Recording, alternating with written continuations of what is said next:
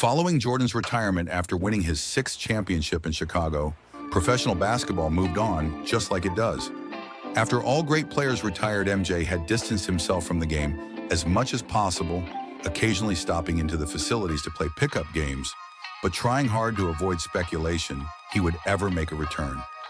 I had my great reign in basketball.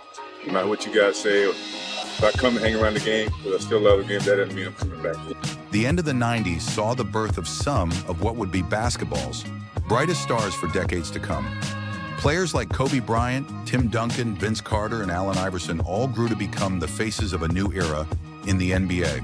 And for a competitor like Michael Jordan, who was watching from a distance, this presented a new challenge, only this time, it wasn't on the court.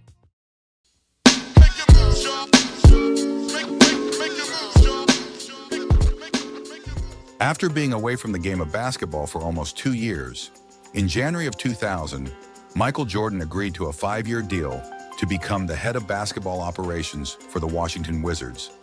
This included a minority stake in the ownership of the team, which was set to raise to 20% if the Wizards exceeded expectations in his time off the court. Jordan had become increasingly interested in running a franchise, even trying to purchase the Charlotte Hornets before the deal fell through. Michael was left with the task of rebuilding a team that had finished with the second worst record in the entire NBA. On April 20th, 2001, the Wizards announced the hiring of 49-year-old Doug Collins to become the team's new head coach. Collins had been the coach of a young Michael Jordan during his early years as a Bull and had been out of the league since 1998. Naturally, this raised some speculation about whether or not Jordan was considering a comeback. Over the course of the offseason, Jordan hadn't made any changes. Besides adding his own former head coach and drafting a promising big man into the roster, some big questions were being raised in D.C. Yeah, this is it, my head. This defines me.